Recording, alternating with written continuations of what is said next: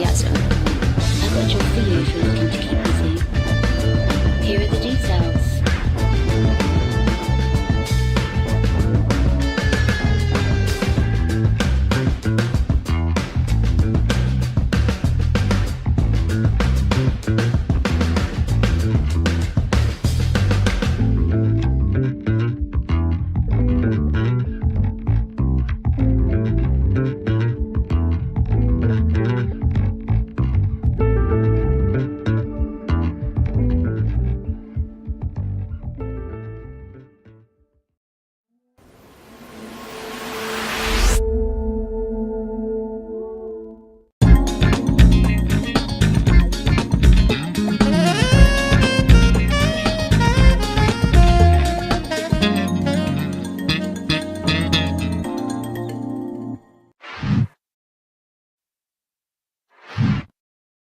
Greetings and welcome to another episode of Soul Talk, where we talk to our citizens and members of the community.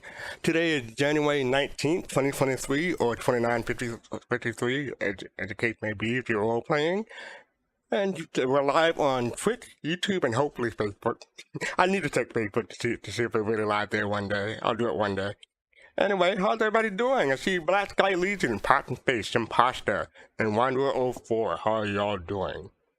Let me get rid of this content creators thing because we did that last week and, I think that's it. Yep, that's it. Yeah, we did that last week, so we'll talk about that in a bit. Let me go over what's been going on in my week so far. Well, not big news, but I bought a new pair of hair clippers, well, not a pair, but a new hair clippers this week.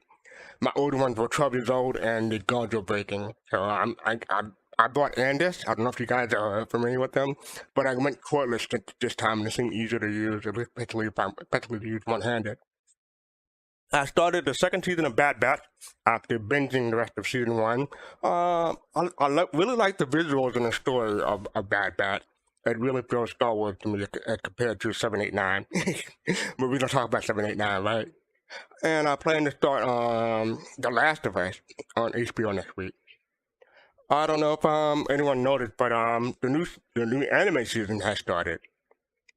I don't have any favorites yet, but I also don't have any favorites that stand out from the previous season. But I do want to finish the latest Gundam season. That was from last season, not this coming season. But that's it for me. For this week anyway. Hey UI, hope you're doing well, and Scavenger676, hope you're doing well. So let me do my thing, then we can get started. This is a little bit of a departure I don't normally do, serious bitch, but let's see how I do. And as we continue our charted course, we may gain consolation from the words so nobly left by the great black bard, who was also a great freedom fighter of yesterday, James Weldon Johnson. The stony road we trod, the bitter chastening rod, felt in the days when hope unborn had died. Yet when the steady beat have not our weary feet come to the place for which our fathers sighed, we have come over a way that with tears have been watered. We have come treating our path through blood of the slaughtered. One of our gloom past till now we stand at last, where the white gleam of our bright star has its cast. Let this affirmation be our ringing cry. It will give us the courage to face the uncertainties of the future. It will give our tired feet new strength as we continue forward to stride toward the city of freedom. I don't know if people recognize that, but if you don't, you should.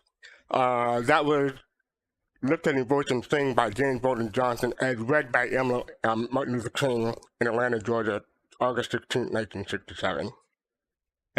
Black Sky Legion recognized the poem at least. Let me drag people down, see how they're doing.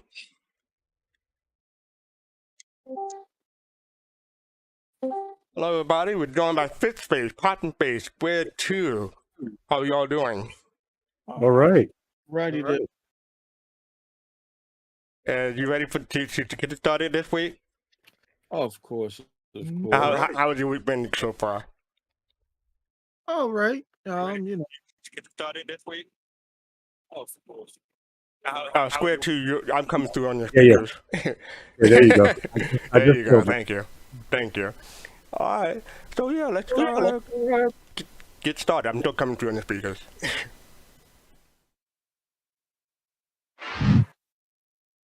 First of all, I want to tell people about this is past week. I mentioned it earlier, but the Star Citizen Content Creators Summit was this past Saturday.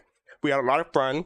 I think we had like 46 people at the peak, but people were coming in and out, so I don't really have a count of how many people showed up. But yeah, this is pretty cool. Hopefully we're planning to do another one. I don't know soon, but sometime in the future. But if you want to check it out, I'll put the link in chat for people to check out. I know Fish and Pop were there. Square 2, did you watch the Star Citizen Creator Summit? Oh yeah, I checked it out on YouTube later on, but yes, I did. It was. What'd you think? Oh, I thought it was unique. It was nice though. It was nice. It was good to see a lot of the people. There was a lot of people I didn't know, so I got familiar with them. Cool. So it was like that was really the good part of it. It was like, oh, I didn't. It was nice to see so many people that are into the game now. Yeah, there's 46 people, like I said, but yeah, we managed to get through it, and I think people came away with some new insight and what have you. Fish and Pop, you were there. What were your thoughts? Well, first of all, I'd like to say thanks to Griff for putting it all together. Griff always works hard, the hardest working man, and I agree. Star Citizen. he does. Well, right behind Chris Roberts. Oh yeah, right. It was really nice. Just like you said, it had a lot of insight. It was a chance to meet people and have them express themselves and give points of views that you normally wouldn't hear. It was really good. It was really, really good. And everybody, I enjoyed meeting everybody. So Cool, thank you. By the way, I put the link in Discord for the Creator Summit for the YouTube video, and I also put a link for this Discord. If you want to come in and join us and chat with us, we appreciate hearing from you. and I forgot to thank you too for your work. So thank you. Yeah. Appreciate it. Thank you. He ain't do nothing. Yeah, right. That's true. True words were never spoken. But yes, up next we have the sneak peek from last week. This week's sneak peek, the subtitles read, "You can't relay, you can't deny," and I had to look up where the song is from, but I'll wait to see if anyone else knows where the lyrics from. But yeah, what do people think of the sneak peek? Well, Homestead. That's what I can tell you that much. And it looks like a circuit breaker in your homestead. So looks like as if you might have to be changing those fuses. Yeah. I think we see some of that at the CitizenCon presentation. Okay. So make sure you definitely have some of those fuses on hand if you're going to be way out there on a planet or in a system that's way out there. So or at least the keep fuses that them on control your home defense. The ones that control home defense. Definitely. I mean, home defense, not just only home defense, but your life support too. Yeah, that's right. Shoot, you can't. They'll be on moons also. I mean, you'll have I mean, homesteads on moon. Well, yeah, I guess you I would. believe so, Yeah. I would but think to be fair, if you're relying on your ship for some kind of habitation for life support, a lot of times you'll be wearing a suit and with your helmet on or off, just you could put it on in an emergency, right? Right. Yeah, I guess so. In that way, we think, but you still got to think about it though, right? If what I'm understanding, you're talking about being in your homestead on a moon and you're going to be in a suit. You just might as well just wear a suit. Is that what you're saying? It depends. Like if you have like one of those what do you call them? the not docking port, but the thing that changes the atmosphere between the Airlock, outside airlock. Airlocks, I right. couldn't think of the word for some reason. But the airlock, you should be okay. But if you only have one door between you and the outside, yeah. Good Well, luck with yeah, I that. mean, definitely. But still, in all, what I'm trying to say though, like when you look at the fuse, like you still want to make sure you have enough supply on that, because I mean that goes Yeah. out, your air I seat, mean, and it's- technically, really, it's just one more thing you got to put a check mark by in this Yeah. game. You Well, gotta I will have say this. food, you gotta have drink, gotta have air, gotta have medicine, gotta have ammo, gotta have your armor, gotta have your gotta gun. have it. You got to have it. CIG has not talked about how in Pyro those sunbursts will affect you on the surface of moons and planets. That's Mhm. true. So Yeah, Yeah. a lot of people are making assumptions that either we will be affected or won't be affected, but we don't know. Depending on the planet, depending on the proximity to the sun, or stars. I would, Possible. yeah. I mean, So just like- let's Oh, go ahead. I'm sorry, bro. Go ahead. yeah, no, I was just thinking of how the homestead will work out. Is it going to be? I know people bought plots and things like that. Just wondering how that's going to be distributed, and is it like a free for all? The beginning of the game, everybody just takes off from the space station and finds plots and things like that. How the underground's going to work? So I'm guessing yeah. there'll be like a grace period between actual launch and people who like pre-ordered, like people like us who are early backers.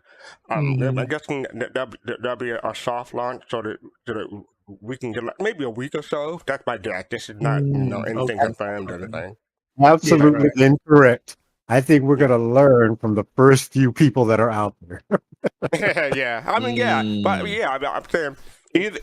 No, I'm just kidding about Either way, the first few people will either be like just before launch or just after launch. So yeah, I've always said I probably wait a couple of days, but and after launch before I try to get into the game.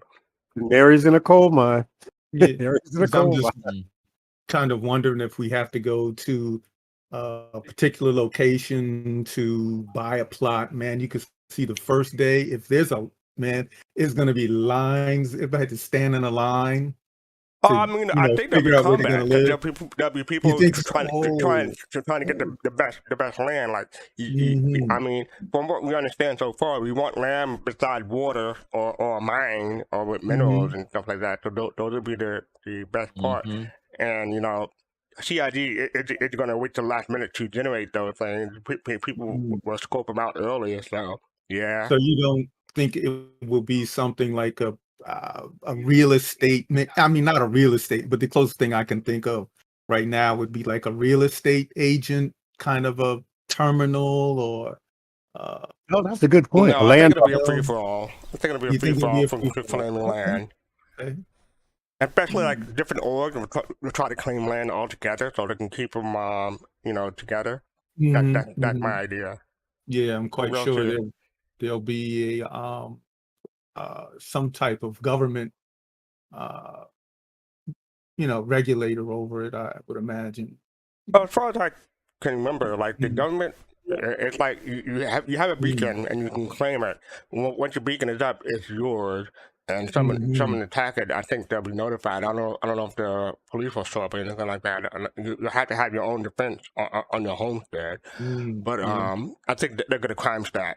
That's about it. But that's just me. I don't know anything for I sure.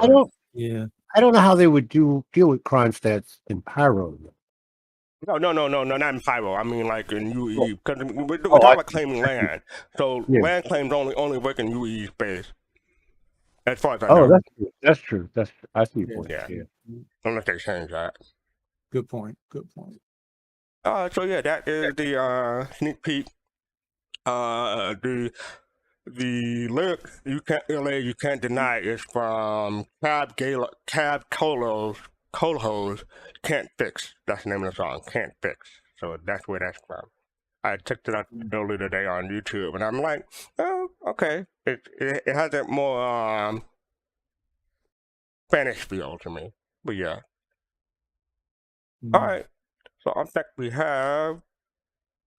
Oh yeah, I wanted to show people this. This is the RSI Comm-link. So as you can see, you got Whitley's guide from last week, got This Week in Star Citizen, and then we got the Star Citizen monthly report. So we only have two things this week so far. So, but I think I have enough stuff to talk about to keep it going. But yeah, that is the Comm-link. If you don't have a tab up or bookmark it, I'll put it in chat for you so you can bookmark it. Okay. But in this week, oh, go ahead. No. I was saying okay to the link, but Okay. go ahead. Okay. Yeah. All right. Sorry, propaganda. Okay, Doc, go up again. Thank you very much. But this week in Star Citizen, happy Monday, everyone. As reward to the engine, you don't seem. Well, this is basically a promotion for the Daymar Rally, which is on Saturday. I don't know what time they're starting, but it should be all day Saturday. Is anyone going to get into someone's yacht or 890 to watch the event this year? I know I will probably not, because I'll be busy doing, work and stuff like that. So I don't Space and Square anticipate. too. Yeah, I will be at work. I'll be at work. I get out at around 5 something, but so I don't know. It depends on the East Coast what that would mean. Where people working on a Saturday. Well, I have Monday and then whatever day off during the week. But yeah, you're right.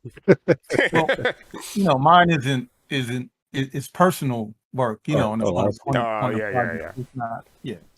Oh, okay. Hourly, they talk about the Daymar Rally. I actually had this screenshot from a later tweet. I'll put that up next though.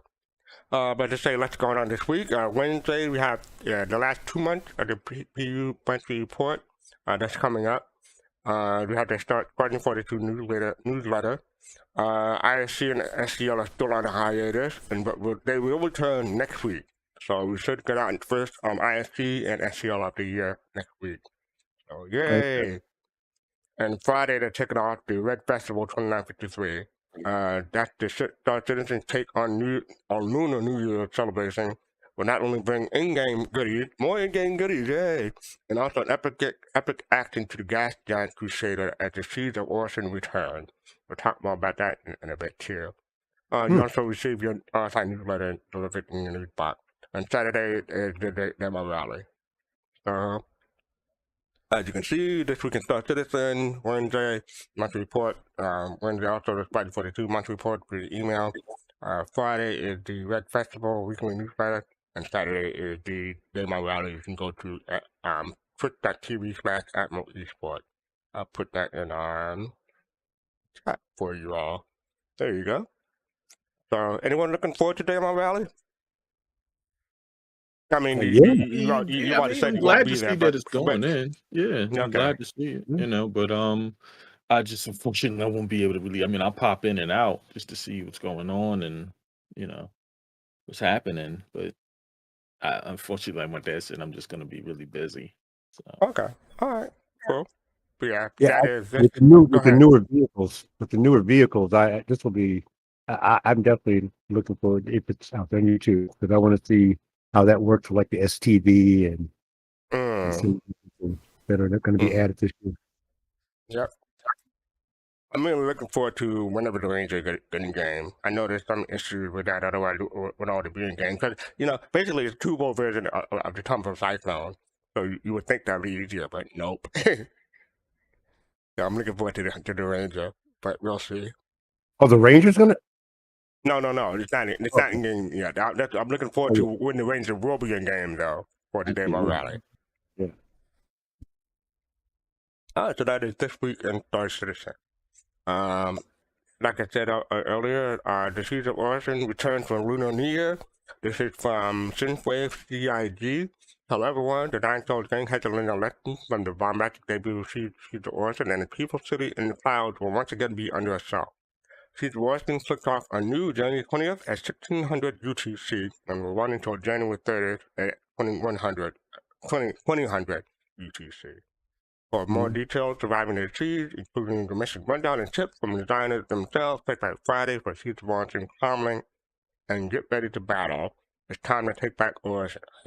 Happy hunting. So yeah, anyone gonna participate? Well, anyone want to participate in Siege of Orison again? I may jump in if it's, we'll see how stable it is if I hear any reports. But other than that, that's pretty much it. Hmm. Yeah, speaking of stability, I'm gonna jump ahead and get to this thing. Yeah, we have a new. That's the right one. Yep, that's it. We have a new patch out on the live server. A Star Citizen Alpha 3.17.5 live patch note. So has anyone downloaded and gone in? No. Oh yeah, I did. Yes, I did. I'm sorry. Yeah, live, I did. What do you think? You notice any changes or? Honestly, no, but I hadn't done too much. I flew around a little bit, and then I was making my way back to the station to come to the show. But I'm not sure what they're gonna. I haven't read the patch notes. Let me say that first of all, and then I don't know what noticeable I would see in live now. I guess I'm. Well, let's go through it. This is the PSA that they do in every almost every patch note. It is strongly recommended that players delete their user and shader folders in the public client after patching, particularly if you start encountering any odd character graphical issues or crash or unloading. The issue folders can be found there in that place where it is on the screen. There was no database reset. Long-term persistence has been enabled, and the starting AUEC was $20,000 credit. I almost said dollars. But here are some known issues. The interval Pisces, some variant. The door panel is not interactable, splitting access to the ship. The Saber Raven, the green flickering light fill the screen on the Titan pilot seat during weather VFX. Players may have to restart the game after getting kicked to the main menu from a 30K or 30Ks are back. Yeah, that's wonderful. They brought back an old favorite. Targeting a ship type may be missing or disappear from some players. This cannot be targeted when this happens. Ooh. That's pretty big. But multi-vehicle, ship floating in a hangar when stored with the engine left on, then retrieved again. Ship's character animation, the player character arm will misalign when seated in the ship, causing obstruction of HUD and view. Okay, that's a big one. Hoping that I get that one fixed. Vehicle spawning, the cultural spawn in the hangar floor sideways, that's never helpful. Shield, weapon fire penetrates shields when ships are moving. Ooh, okay. Ship refuel.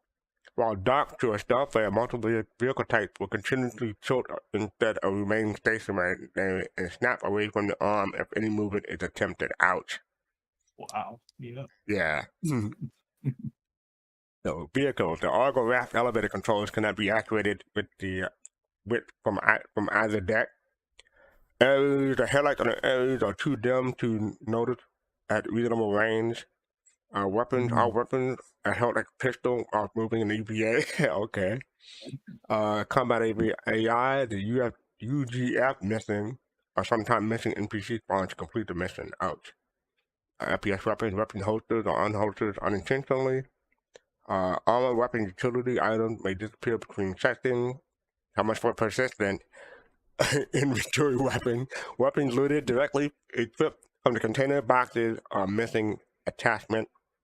ASOP. Ships on the landing pad end up in an unknown state for locations and have to be reclaimed after the ship is stored or streamed out. Bounty hunter, turrets, and bunkers respawn very quickly, sometimes almost instantaneously. Multiple locations, all at our stations are variably offset from the Lugan point which they are housed within. For feature update, the primary objective of 3.17.5 is to inject the updated Lunar New Year envelope, year to Rooster 2953, alongside a few fun goodies we plan to give out during the celebration to kick off this week. So, what do people think of those known issues? Oh wow. Two things stand out to me is the refueling. I know that's refueling at I don't know if it's in the game or not. Like if you refuel and you move, you can cause an explosion. So that's No, it says a known issue, so it should be. It's supposed to be in game, yeah. Yeah, and the other thing is really interesting is the for example, what is that? The headlights on it's just really funny how how on the Aries, funny how one thing interferes with something that is really you would think has nothing to do because you figure the headlights on the ship, it's fine, it's working, but when they coding and how it can interfere with other little things like doors and things like that. So it's interesting. Their work is really cut out for them. Yeah. Any other thoughts? Well, go ahead. I'm sorry. I'd love to stop. I hope they get around to having my MSR not floating in the hangar anymore. Because you can't reach the button when you jump. But other than that, speaking of the MSR, I saw a video. I forget who it made by, but I think Montoya highlighted it. But it's a video of it's a video of someone adding a side door to the MSR. Has anyone seen that? No. If I can find it quickly, I'll put it in chat. But yeah, it looks pretty cool to me. Go ahead. So I'm talking about it. I think that would be a cool thing. I mean, because obviously the MSR does need another way of entrance and exit. So yeah, I saw. Though I didn't see the whole thing, but I did see something about Montoya talking about it. Now, if I remember correctly, maybe you could correct me. I thought they said they were going to put one in. I don't know if it's official or not. I think they wanted to. I think they wanted to. Oh, I had not heard that.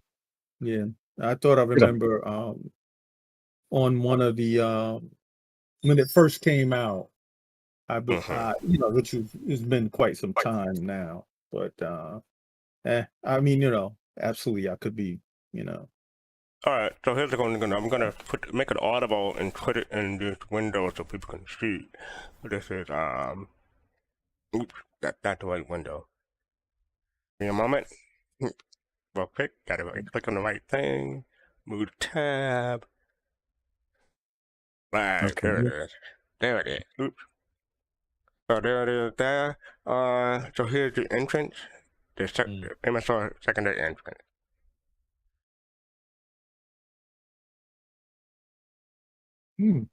Oh, okay. Yeah, so I think it looked cool. I don't know how feasible it is for in-game. I've never seen another vehicle have a ladder like that. No, I don't know if that would work. Like, I mean, they're not saying it's not. Yeah, look, but I mean, it's cool what the person did. Definitely cool. Definitely cool what they took their time to do all the animation to it. But it certainly to give CIG an idea. Yeah, I'll let it run through again. But yeah, so I mean, it's an idea. I don't know how. I'm not sure about the ladder dropping down or whatnot. Why just have like too long? The ending is too long. But yeah, the ladder dropping down like that, I'm not sure about that. But I could easily see someone climbing up it. But yeah. Yeah, the kind of a ladder rope. Yeah. Yeah. Like you would be from a treehouse or something like that. That's a good way of looking at it. Yeah, that's a good way of looking at it. So yeah, that is the Star Citizen MSR front entrance. I'll put the link in chat. Also, if anyone to come and join us for discussion, the Discord link is in chat also. So come on in. That one. Okay, so we're back on the 3.17.5 live patch note. So yeah, anything else sticked out for you for the patch note before we move on? No. No. All right. All right, so up next we have. Oh yeah, the PU monthly report. This is what they were just talking about. So, did anyone read the monthly report this time? Because we had 2 months instead of 1 month Yeah. this time. Anything stood out to anybody? You said yeah, Pop? No, I was just saying that we had 2 months instead of one. Oh, okay. I didn't know. Yeah. Yeah, let me put the link in chat real quick while we go through it. So yeah, talk about the AI features. AI features the UN supporting, investigating, and fixing bugs for 318. AI tech. The last month of 2022, the AI tech team worked to try both the persistent and Squadron 42, and they go into explain that. Animation, the end of 2022 saw facial animation supporting various trailers and other needs. It also shot motion captures for some background characters animations that will be used in the PU. So look forward to that. AI art character. At the end of 22, the character art finished. The team finished tasks for the Frontier workwear outfit and Frontier undersuit. They also fixed various bugs related to clipping. The concept art team polished concept handoff for the Frontier outfits, continued concept for exploration on fauna and industrial faction. Ooh, so we're gonna need another faction. Art ships in the U.S. The ship team made finishing touches on the Great Corsair. Once completed, they moved on to the white box data for 2 new vehicles, and they didn't describe the vehicle. For one, they brainstormed several options returning and entering and exiting. Oh, that's for the new vehicles, though. So maybe the Spirit. I don't know. White box Okay. again on a new production vehicle too. What was that? Oh no, I just saw that little bit of that picture there. I was like, oh, 600. Oh, You yeah, the sort of 600i. distracted The me. one, the Yeah, one, yeah. the 600i. Yeah. We need to do That's that the U.S. The U.K. team completed a on- pass on the salvage feature. What was that? No. I was listening to what you were saying. And ensuring all major visual and gameplay issues were resolved for the ship's exterior. Then they began work on the Crusader Spirit. I was right. Which the word is in progress to the white box phase. The biggest challenge has been ensuring that the escape route and the VIP variant is fully functional at this early stage so we can avoid extra work in the future, ship team. I am not going to send you home, Travis. Good luck with that, though. The bulk of the white box work is also completed for an unknown ship, and development began on an all new small ship. So we're getting a new small ship. Maybe it's a brand new ship, Pops. Battle ships are big. No, I'm just kidding. Yeah, well, most of the ones we have so far, yeah. I'm just kidding. Because they're tall. Nah, you know. But the Defenders are 2-manner. The community started in November with a cargo refactor AMA, Ask Me Anything, which included details on new soft death mechanic. Then they went to the IAE for Ep.83, the best in show prizes, the IAE Traveler's Guide, the free flight schedule, new player guide, IAE back, and a screenshot contest. Following the reveal to the IAE, the team created and published posts for the Great Cutter, the April Pisces, C8R Pisces, and the RSI Galaxy. And for the holidays, they had the release of the Lunar New Year calendar, the referral bonus, the screenshot contest, the holiday con contest, and the holiday mayhem at Jumptown. In support of some of Alpha 318 less publicized features, the community published 3 pack watch posts detailing balancing keys, continued lawlessness, and the latest iteration of Jumptown. The team also working on a few web-based programs to further improvements coming to the guide system, community hub, and the spectrum. We will talk about the community hub in a bit. There's some issues with that going on. I'll talk about the engine. I'm going to skip all that because it's mostly Gen 12 and stuff like that. If people want to check it out, you got the link in the chat.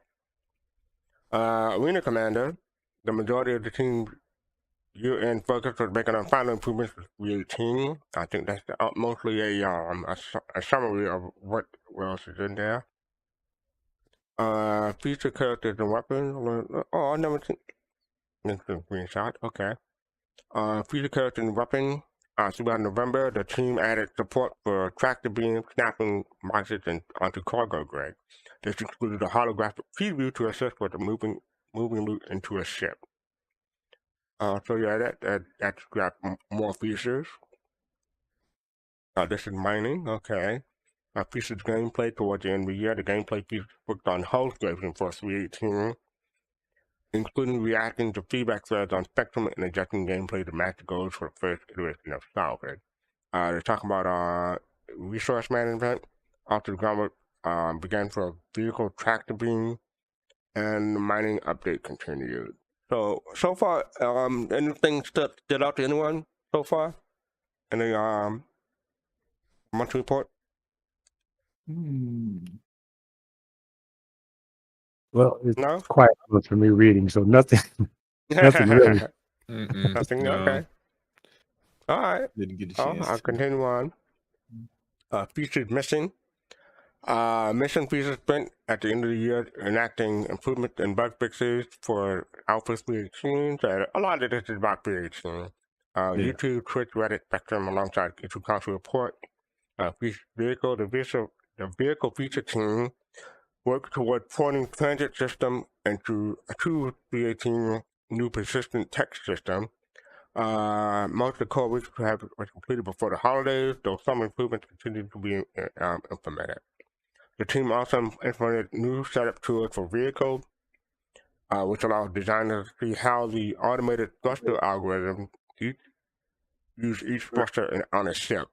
This is used to see how certain thrusters are being used to move in specific direction and make necessary changes to get the ship to fly and how they want. The graphics and VFX programming on Planet Tech. The team focused on finishing the damage map for work for hull scraping. That's the first paragraph. The second paragraph, the team focused on polishing the river tech and improving resource streaming performance with new and more aggressive threading model that guarantees a stall-free experience. Additionally, maintenance was done to stabilize the Rastar tool. More recently, the work began on the asteroid SDF to introduce support new primitive. A new local space terrain vehicle representation was introduced to improve floating point precision and accelerate other internal operations. Finally, the team began looking at off-screen techniques to achieve and localize water simulation model for water object interaction. Well, Go ahead. I think, well, that's interesting if they're getting closer to the, as you fly close to the surface of the water and it's dispersed and sprayed out as you fly over it. That would be nice to see. You guys know what I'm talking about? Like if a ship goes over, it's close to the water. Yes. Okay, yeah. Displacement. Yeah. Mm-hmm. I get it. That's cool. Yeah. Okay, so lighting throughout November, December, the lighting team completed day and night lighting passes for the first time trial racetrack. After small changes were made in Jumptown Dynamic event, a lighting pass was done on a free area to bring them back up to the current standard and ensure there's no new addition, and to ensure that new additions fit the existing theme. So let's look at the pictures real quick. Oh, that's good lighting. And this one is okay. In-game branding, Montreal. The in-game branding team finished the year by completing several mandates. This includes rebranding Security Post Korea into Crusader Security Outpost and redesigning the Area 18 navigational and signage in support of a new player experience. Alongside the environment, narrative, and marketing teams, the in-game branding developed and implemented the visual identity for last year's Drake's Theme IAE event. As well as working on on in-game location event, the team continued to develop a catalog for guidelines for each in-game brand. They ended the year working on visual identity for this year's Invictus launch week and continued on the rework of Lorville. We got some cool screenshots in this. This is the location for EU. In November and December, the EU location 1 continued to work on the rundown Pyro space station. EU location 2 worked alongside the US-based PU team to add new cargo elevators to existing hangars. Pre-production for local law office began, and EU Sandbox 2 wrapped up the year with further exploration and experimentation for the underground facility. Oh yeah, that was on the CitizenCon presentation. They also finished Sand Cave Visual Target, worked on a set of new benchmark for Rock Cave in the PU, and began looking into improving and adding to microtext for it. Okay. Yeah. The narrative team. What was that? Oh, I was just saying, yeah, that's good to know. I have to mute my mic because I think you're picking up all of my little responses. Yeah, yeah. Every time I hear something, I'm thinking you want to say something. The narrative. Towards the end of the year, the narrative team assisted with the new security post career and structured rehabilitation mission content.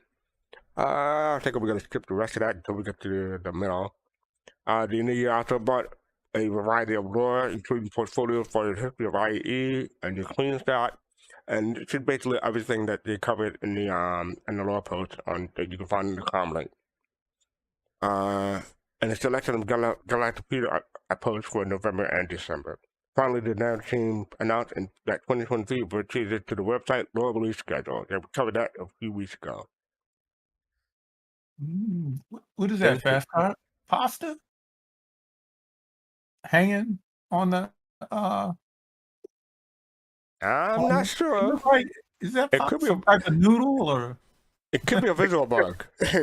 No, Really? no. A visual bug? Get out of here. Yeah, They're hanging. No, I didn't see. I didn't see the thing that they were hanging from the thing. It looked like they're just going straight down. I'm like, where they hanging from? But yeah, I see the hanger now.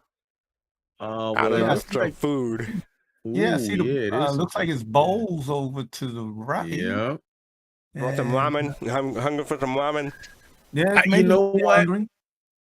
I'm sorry, Pops. I No. got to jump in here because I'm looking at this food and I'm like, you know what? I don't know. You might want to be careful. That doesn't about look putting that in your appetizing. You can't wait to have some fish. Listen, you better be careful because you know how the bathroom gameplay's coming up. So. Yeah, but I mean, if a place that doesn't serve you food that doesn't lead to a good conclusion, you just want to shop there. So I don't think they want that. Now, wait a minute. Hold on for a second, though, fastcart. You got to think about it, though. What if that's where you're at and that's you're hungry and that's the closest place you can get to? If it's a matter of life and death, sure, but hopefully it won't be. Hopefully you have we can all you'll be at 30 or 20%. You have some time. but that's pyro. So you got to think about it. You're running through. Let's say you're running through pyro. Pyro, to get okay. All right, all right. That's a fair point. All right. So interactable. The team continued to work on Pyro, creating more advanced and unique assets, including styles that we found in the rundown station. Prototyping continued on deployable. These assets take a long time to figure out and overcome unforeseen challenges that are presented by other teams to ensure that they do not hinder gameplay. In December, fixes were made to current in-game coffee machines. Oh, yeah, people gotta have their coffee. Soon players will be able to take select cups to these machines and have infinite cups of coffee. Yay! Coffee drinkers rejoice. Progress also made on a new template for the asset that will be integral to bounty hunting. Finally, the team started pre-production on lootable content, including improvement for the current loot pool. It just, I don't know, this idea just popped into my mind when you mentioned coffee. And I know, well, I'll just say it, here on Earth we have, farms that do coffee beans. But can you imagine when we have a universe that we have to supply with coffee? Can you imagine, like, the if you have an scale? endeavor, and you bow down to, and you just go on coffee beans in a Yeah. biodome? I'm just wondering how, if it's actually going to be gameplay connected to the coffee is what it made me think of. We have to have these massive farms. I don't know about gameplay, but the role players would definitely appreciate it. Yeah, and logistics moving coffee beans along. So you can imagine, moving from different universes. See, I'm not a coffee drinker, but I Me I either. do love some chocolate. So if you want some hot chocolate or cocoa Yeah, beans, hot chocolate. I would rather go cocoa bean. Yeah. But he's right. In game, that could be quite profitable. Yeah, because it just made me think. If coffee is Earth, and you're in Stanton, and it's not a native thing, so then that means you have to move the coffee beans from Earth to Stanton, and that's a big undertaking. And Pyro, they're gonna need their coffee. It just popped into my head. No problem. Let me check something. Okay. So I think we had the tech art and animation. At the end of 2022, the tech art completed third wear pass for all cockpit glass to ensure the pilot vision wasn't obscured. A similar pass for turret glass is planned for the future update. The graphics team delivered mesh tagging tech. Excuse me about that. We'll be using 318 and beyond to fix various lighting issues on ship turret, ramp, and door. New ramp physics collision types were added to the Great Corsair. In the ship pipeline, the team closed out in the Drake Bolster while the Corsair and the Cutter received updated debris, SDF volume, landing systems, this area portal optimization, new segment turret, this area in the turret, and local grid and lift ramp check. That's a lot of tech. The tech team spent the year's latter months focusing on a head asset processor. We've been taking some long overdue actors and starting the internal processing procedure to create their likeness. This includes creating over 78 scans per head asset and processing them to the neutral head asset. Some of these actors were scanned over 7 years ago on the main shoot for Squadron 42, so they look quite different these days, the tech animation team. The team had these complex scans and break them down into individual muscle movement and applied them to physical rig assets, ultimately including them in a gene pool to give more variety to the heads and faces seen in game. So that's something to look forward to. We have more heads, I'm sorry. We have more faces to choose from. Yeah. Can't go wrong with more space fashion. Yeah, I think there was I forget what it was, but there was a select few citizen backers, Star Citizen backers who got scanned, if I remember correctly. I think it was for a contest or something like that, but yeah. One of the things what you mentioned, like Korea, Space Station Korea, it just brings to my mind about we're used to going there. We everybody's that's playing the game right now has probably been there, but it is to me a light that CIG is kind of showing us that assets that we have in the game now aren't necessarily complete. And just like they're doing, revamping Korea, they're doing Lorville, I think it's Lorville 2.0 or something. Yep. Yeah, so they're just adding things. So by no means should we really think of anything as being complete and it's like Lorville's done, Yeah, right. Yeah.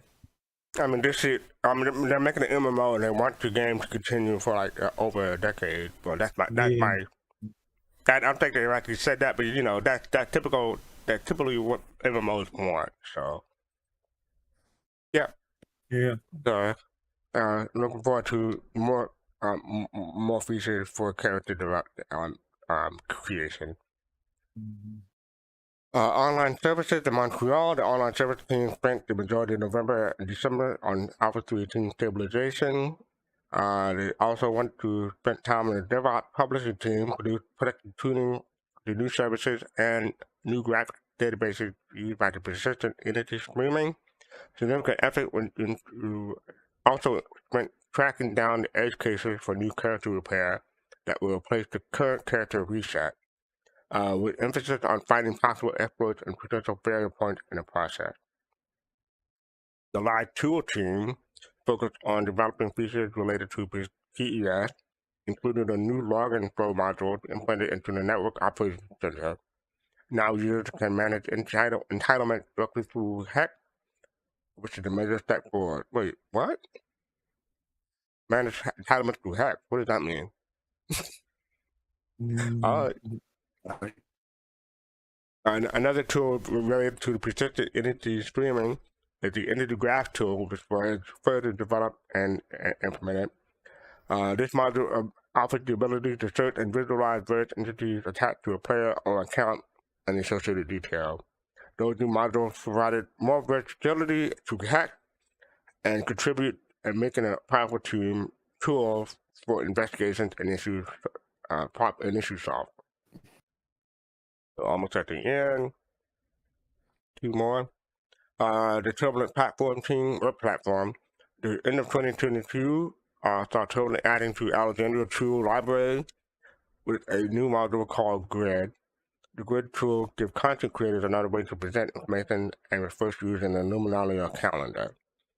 This tremendously complex project saw the dev and design teams come together in the most creative ways. They also continue to add to the manufacturing library, this time including Orison Jumper. Does Orison really need more libraries? Doesn't have enough. The Turbulent experience team focused on reworking. What? Got a library card? No. I haven't had one for 5 years, thank you. From selecting a starter package to downloading and entering the game. December start development after many months of design iteration and technical decision making. The community team continued to polish the community hub, with a majority of the features set to release in early 2023, including a better connection to large event and player-generated content. Finally, for Turbulent, the architecture team put numerous hours into PHP 8 upgrade. After 6 months in the making, it hit the production environment and was warmly welcomed by the wider development team. And finally, for VFX, November and December VFX team worked on tasks for 318. This included putting the finishing touches on new vehicles and a lot of task pull and snag list fixes and tweaks. They also continued to support salvage effects, making adjustments after seeing some inconsistencies in the backer footage of PT Wave 1. The VFX also began to plan for the overwhelming but necessary restructuring of their generic effect library. These libraries contain the most commonly used effects, including smoke, steam, and spark, and have become too bloated over the years. In the months ahead, the team will be reducing the number of individual effects living in the libraries while making individual improvements as they go along. All right, so that was it for the monthly report. 2 months instead of just one. So anything stand out to anyone? Well, see, you made me think, Fastcart, when we talked about the library card, going to a library.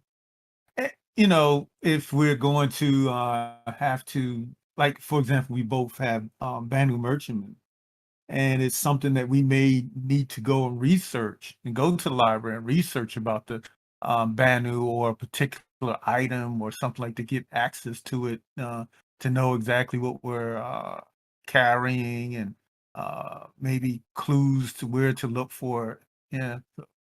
Instead of going to a library, I'm pretty sure it'll be on the Galactopedia on our Moby Glass. Maybe not everything, but not everything, but not everything, not everything. Many things. Yeah. Or you can get an audiobook and have listen to it from your Moby glass.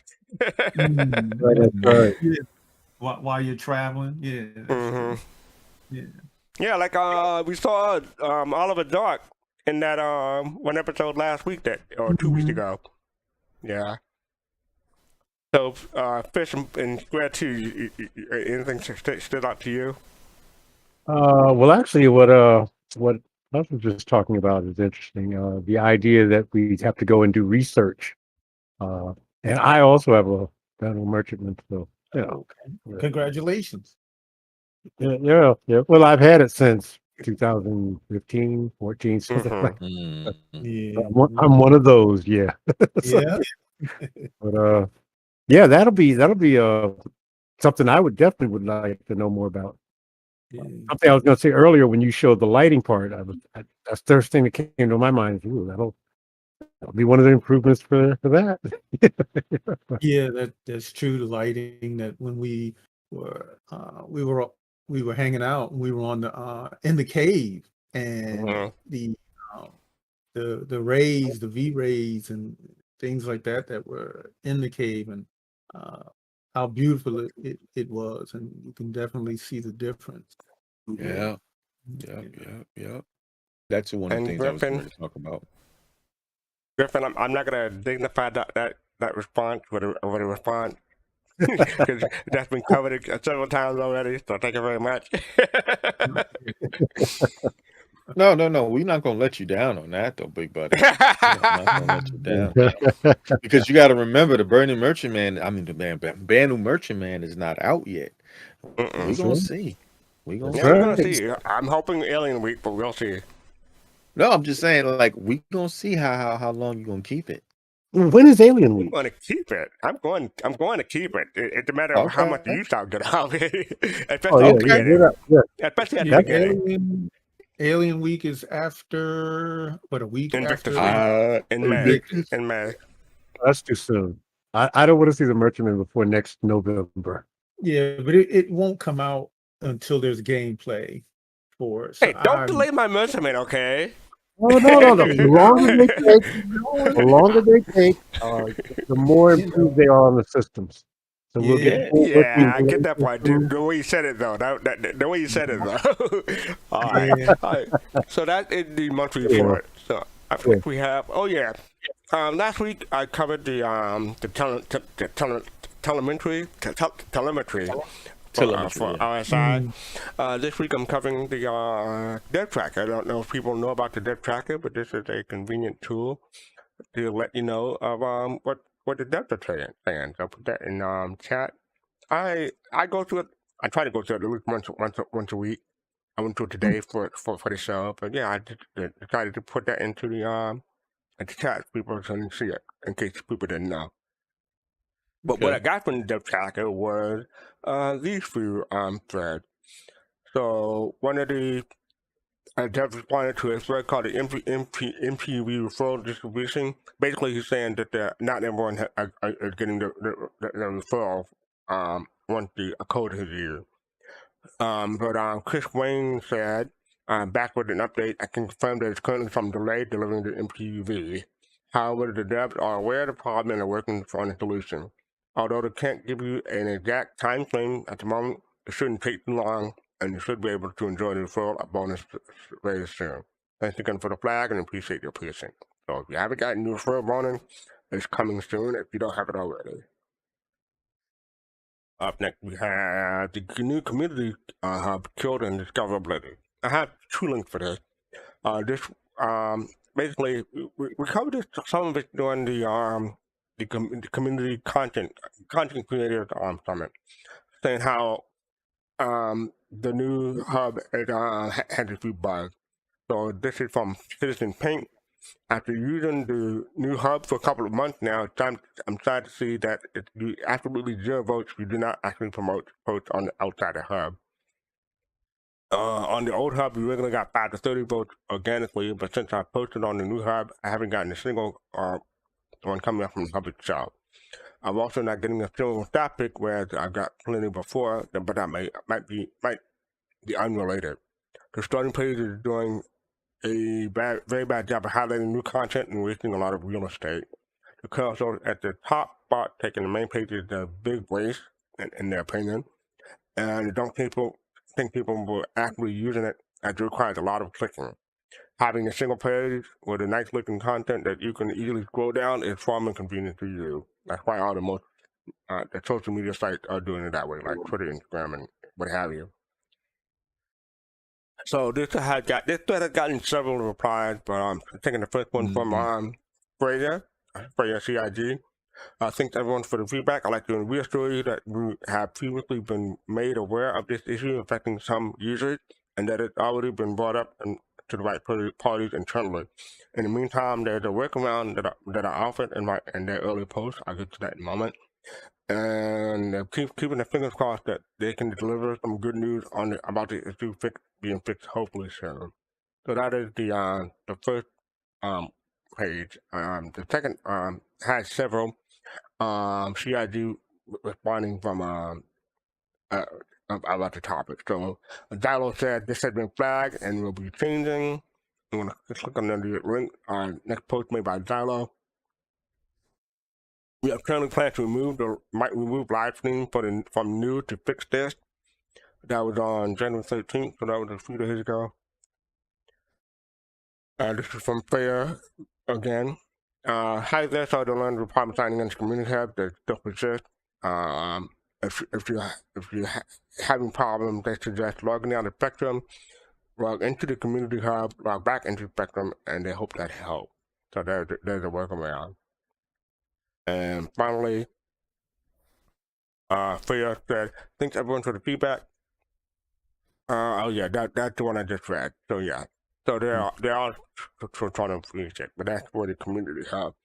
So yeah, hopefully they'll get that fixed. Any thoughts about it so far? No. I have not been in Spectrum for a long time. Mm. Mainly because I get a lot of information. Well, as you said earlier, I get from other. I am glad that this is addressing, because this does affect, me and Pops, as far as, haven't posted content on there in a while, but pretty soon we will be. So this I'm glad that this is being addressed, because you do want to see a fresh rotation of new content. And from what I'm understanding, I'm sorry if I was a little distracted, but from what I'm understanding from listening to this, that, it seems like the web page is not, showcasing, or updating and showcasing the new stuff like the old page was doing. So, yep, and hopefully they'll get that fixed. All right, so up next we have. I want to ask. Can I ask a question? Go ahead. Is there any other game that has a hub? Like, I mean, other games have forums, and they're not in game, but other games have forums. Yeah, and the people use the forum as a way to publish, to put the content up on the forum. As far as the specific community page, I'm not sure. What were you gonna say, Fish? Yeah. No, I was saying nothing to this extent. Yeah. Mhm. This is well beyond what I've ever seen in any other game, because like you just said, anytime you ever have any type of community content, it's just in a section of a forum. Mm-hmm. That's it. Exactly. And this game isn't even out yet. All right, so up next we have the Hangar page missing titles. So the Hangar page are missing on titles. Greeting. This is from Just Pyro or Dr. DRS Pyro, and this is from January 14th, so a few days ago. But basically, if you take a look at this image, they're saying that the stuff in the hangars are missing titles, just like what the issue said. And Adrian from Turbulence said, "Hi, DRS Pyro. This issue is now resolved. Thank you for your patience." And this was 2 days ago.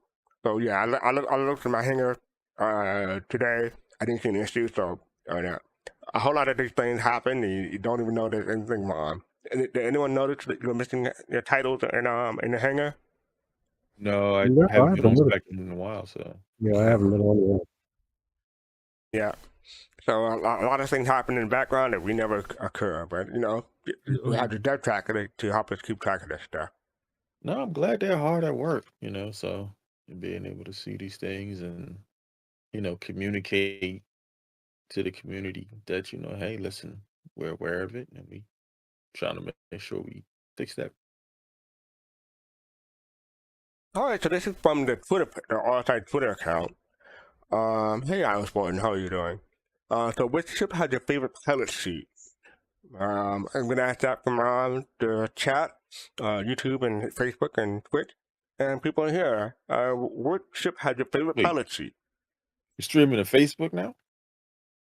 Yeah, well, hopefully we are. I don't know if we actually will. Yeah. So yeah, Oh, do you that's have a favorite pilot seat? Oof. Defender. Defender. Oof. Yeah, I've just always liked this. Yeah, I mean, I don't know, man. I haven't been really thinking about it lately because I mean, you have the like your favorite ship interior. Which one has your favorite ship interior? Or I have vehicle? to- functionally, the Nomad is just quite functional. You can easily, that layout, and I guess that's part of that that new system. Well, it's not new anymore, but yeah, the Nomad's functional. But I just like the look of the Defender's cockpit area. right. Yeah, we were in the mentioning that when my son went in the Defender. What was it, last weekend? We noticed a lot of detail in it, and again back to the lighting and things like that that they've done, and it's a lot more organic in the Defender now. It actually looks like it's things not really necessarily growing, Mhm. but as if they made it from something that was material that was living, or kind of Right. feel now. I agree. Yeah. As far for me, this is I spent the most time in my MSR, so I'm gonna say MSR is probably my favorite, just because the way everything looks and everything, and I really like the Crusader design language. So I'm gonna say MSR for now, and probably maybe the Hercules. I use second mode. Yeah. Yeah, they are very similar, Hercules and the MSR. Yeah. The only one that it's never stood out to me. Even Drake kind of stood out more to me, was the freelancer. It was like the freelancer to me was like, you just go sit down. You don't really,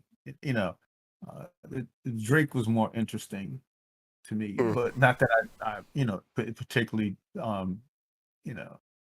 one over the other, but as far as standing out, I think the freelancer is the least for me right now. Well, the freelancer to me was actually nice when they had the some of the HUD displayed along the bottom of the windshield, and then that went away. It was around for a little while, but I knew that was temporary. That was like a placeholder, but it was a nice idea, I thought. You could see it from either the co-pilot seat or pilot seat, or even from the seat that no one ever sits in the freelancer. I mean, but the freelancer just had that narrow view. Yeah, that was one thing, and I, high hopes that really changes on all of them. I know they'll go through it, but especially for my Endeavor, definitely. Yeah, right. Yeah, definitely need a wider view. Sorry, go ahead, Fesco. No, I was just saying, the whole A has a great view. So a lot of people are hoping that they'll convert that the whole to the newest ship and go back and fix the freelancer with that view, but we'll see. Well, things like that is, at least if they don't fix it, allow it to have some kind of ability to hold things physically, so you can put your beer on the dashboard or a beer holder. Bobblehead. something that doesn't flip around or roll around. Oh, yeah, if chat. I'm interested in your opinion. Chat. What is your favorite pilot seat, or what seat has your favorite view, or what do you prefer? So yeah, that is from on Twitter this week. Up next we have. Well, are you sure you're not related to Colorado scavenger? So yes, we covered this last week, but this is coming up on Saturday. So the Daymar Rally, I'll put the link in chat. December 21st, January 21st for the Daymar Rally. It'll be on Twitch and on YouTube. And you saw it on the This Week in Star Citizen. But this is a tweet from Atmo Esports. The Daymar hashtag Daymar Rally 2953. I have over 1,000, sorry, I can't read, 1,000 participants, over 1,500 vehicles and ships, over 39 countries participating. So I think that's a nice little graphic to give some details about what's happening this year in the Daymar Rally. And there goes the link. So yeah, I know we ought to talk about this, but not specifically. So they have 145 rookie team, 69 veteran team. The veterans typically have in most instances have a advantage. 214 team, 40 bikes, 131 buggy, 35 truck. They have truck? I guess you call them truck. 1,500 vehicles, like I said, 1,000 spare vehicles, 290 staff ship. So you got 3 hover quad, 23 Dragonflies, 19 knock, 8 STVs, 120 Cyclones. Now that's a lot of Cyclones. 25 Ursa Rovers, and 13 Ambush Spartan. I guess those, well, they said 35 trucks. But I want to say, I guess the Rovers is considered a truck. Top countries, 104 US team, 25 French team, 23 German team, and 23 UK team, over 35 additional countries. So yeah, this is a global event, or universal, if you want to put it that way. But yeah, what do people think about these statistics? And well, it's growing. That's for sure. Yeah. It is definitely growing. Only gonna get bigger as the game As progresses. the game goes, Yeah. just wondering how they, I don't know. It just seems like to me, like, it's gonna have to. What is it? The whole weekend that they do this, or is it just one day? Is it both Just Saturday? one day. and Sunday? Just one day, Saturday. Yeah, it just seems like to me like it's gonna get so big that it's gonna be a whole weekend, turn to a whole weekend, and maybe. I mean, move they to had qualified and stuff like that previously, but yeah. Yeah, and how you across different servers and things, but yeah, not to mention time zones. yeah, Yeah. I mean, Yeah, that 39 changed. countries, that's worldwide. So, some people will be up late, some people will be up early. yeah. Hey, All right, Griff. so yeah. So we probably can talk about the winners next week, whoever that may be. So good luck to everyone participating. Is there a foot race again this year? Yeah, only at the end. Only at the end. when people explode and stuff like that. Yeah. So yeah, just 500 kilometers is fun. So that's a long way to run. But yeah, some people lose their ship and try to finish at the end. Yeah. Hey, we got a new listener. Oh, not listener, but participant. Hey, Griffin, how you doing? Greetings, everybody. How's everybody?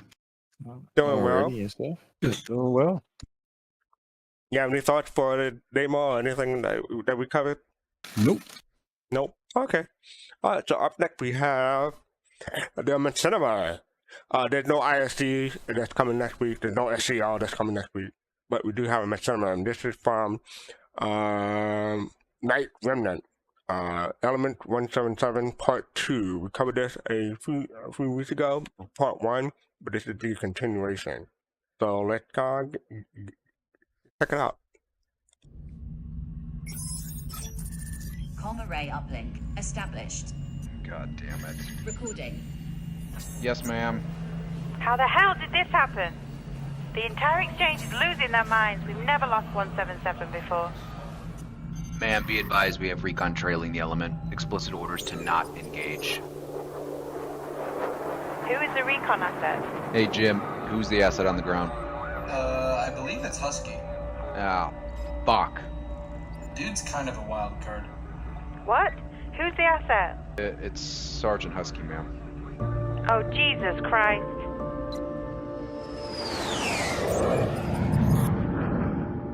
Garrett, Orison Returns 있고 반장, 너는 데이커스 보였는데 가요. 어떤 인생과 내가 못하니 내지소는 거다다들 심하자니 미래가 못떠는 때를 쏟고 말해. Cada dor de maneira garota, por aí que dia, diga não, daí é das coisas. Dirija. Get up. Hello, motherfuckers.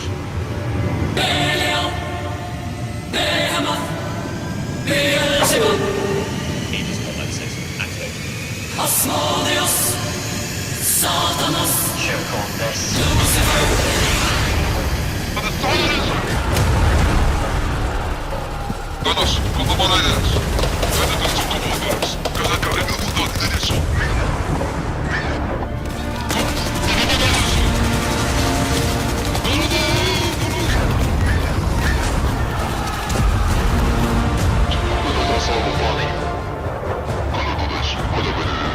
Who's in the vicinity? I'm checking. This is Exploration Fleet Delta, ready to assist. No. Call Odin. We need the enforcers. Expedition's gonna get fucking slaughtered. Copy your report. The enforcers will answer the call. Oh shit, here they come! Marching!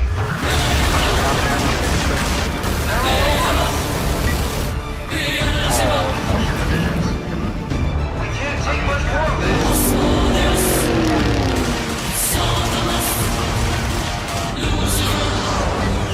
Mayday! Exploration is going down!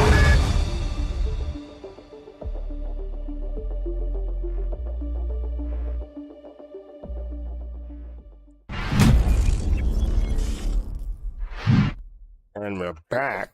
Let me mute this thing. There we go. So yeah, let's go in order. Face to face. What are your thoughts? Definitely. Oh, some echo there. Sorry. Oh yeah, from Yeah, Square too.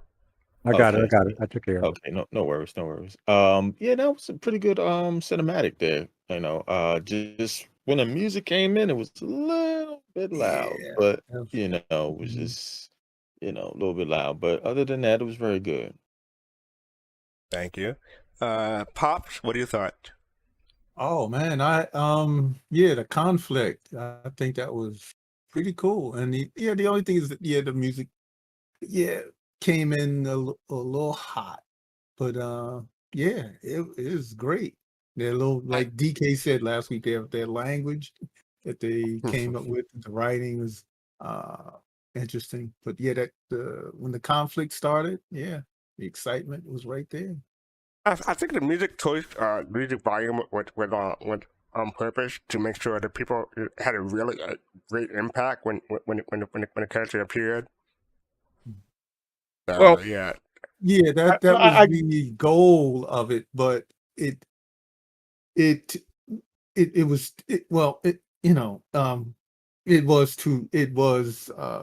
too loud. You don't really need to.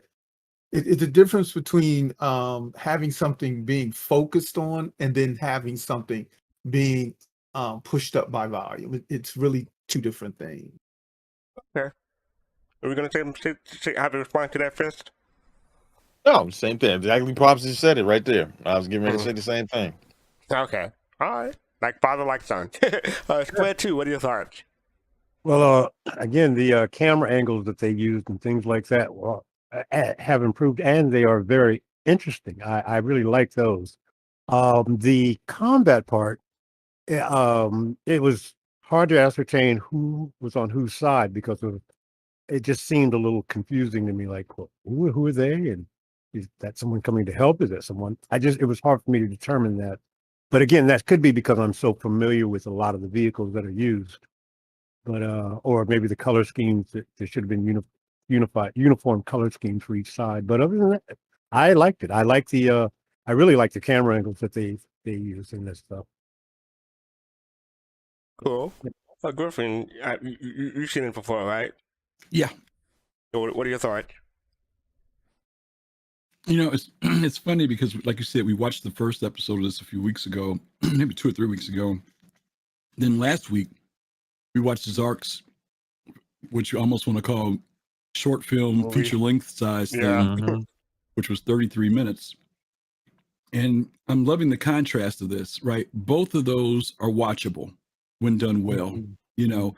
And, you know, sometimes we average out on a machinima here somewhere between like, maybe 5 minutes to 12 minutes or something like that. It's probably the bulk average. And then we get these little short ones like this.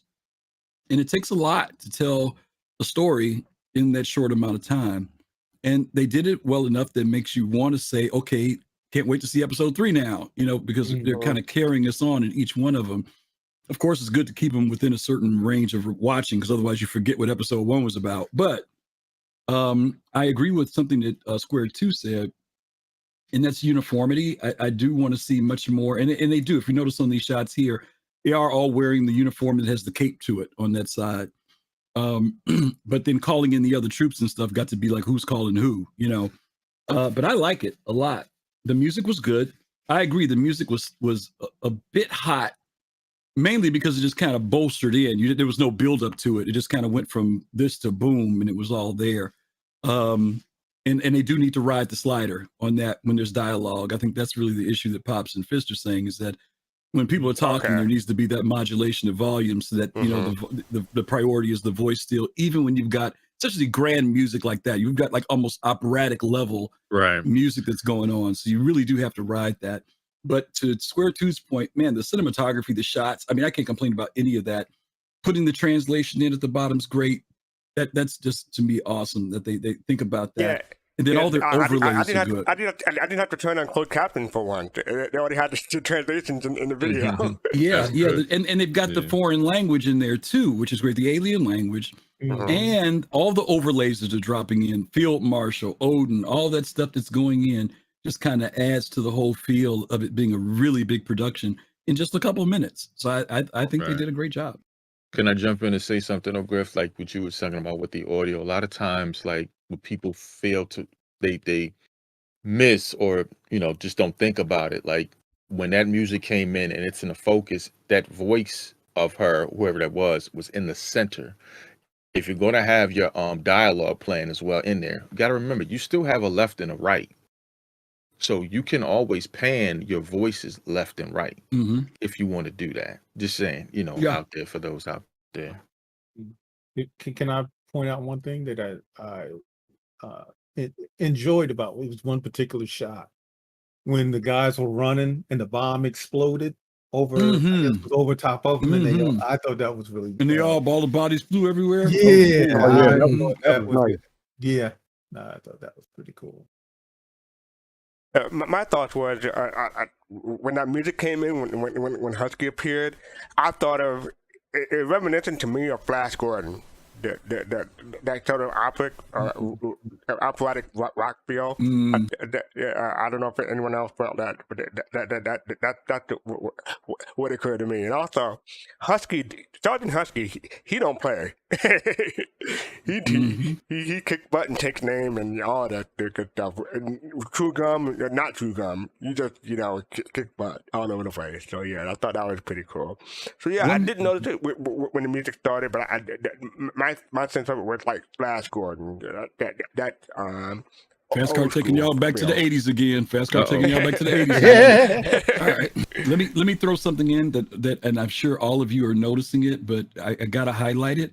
The tech in the game has gotten better. We don't pay attention to any stutters. The face face AOFOIP is good. I mean, now it's almost so natural that you don't even notice. You know, when the mouths are moving, everything just is there now. So to realize that technology is getting refined more and more now, where you don't have those hiccups anymore, because those are distractions. Now you watch it when they're talking stuff, the lip movement, the expressions, they're using all that stuff, even the facial eyebrows, all that stuff is happening now, and it looks really good.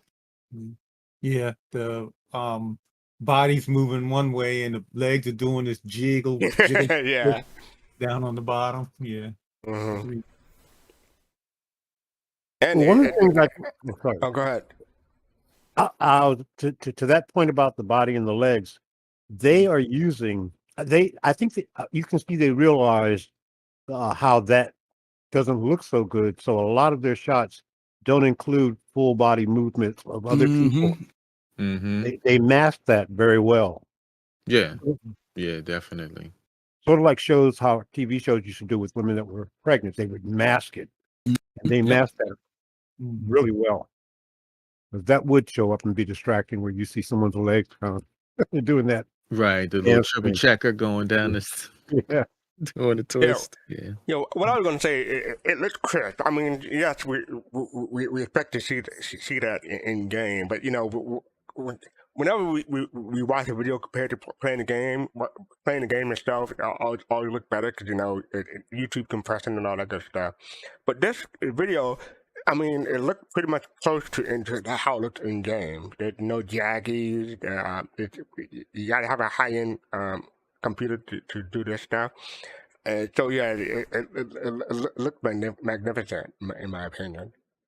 Well, the Griff's point, we're going to get spoiled to seeing it this good. so that's just what happens. Yeah.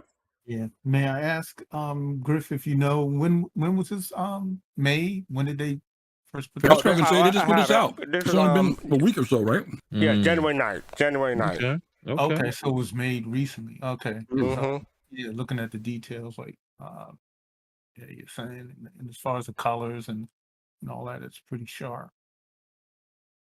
Yep. All right. So again, that is Element 177 Part 2. It starts in cinematic 4K, and that is by a Night Remnant. All right. So we're all the way to the end of the show. I'm going to talk about what's coming up. So on Saturday, we have Soul Voices, Saturday, 3 p.m. Eastern, 8 p.m. UTC. That's every Saturday part of podcast Saturday. We start off with Soul Voices, then we go into Active Public with Captain Table, then Relay Station with Relay SC at 9 p.m. Eastern, and then 6 p.m. Eastern for the Captain Table. For the next show on Sunday, we have... About it with Soul Voices, we cover stuff during the week. We cover what's going on in Reddit spectrum and something from the industry in general. Sunday we're talking about naysayers, and I don't know if anyone can see that image.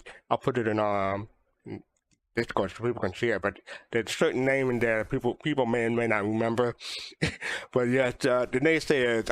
We're gonna have Sub-Zero joining us. Geo Get Money, as people may know. Right. And that's 8 p.m. Eastern, 1 a.m. UTC. That should be a good show. Wow, that name up there. Ooh. Basically, it's for people who are saying Star Wars and Squadron 2 it's not going to happen. So yeah. Ironically, early on, that was someone that was. I mean, I really looked at because he was one of the few people that were developing in the early '80s. And so ironically, that's so changed during that period of time. But it's funny you use his number. Do they still? When did they stop giving out those numbers? Those backer numbers.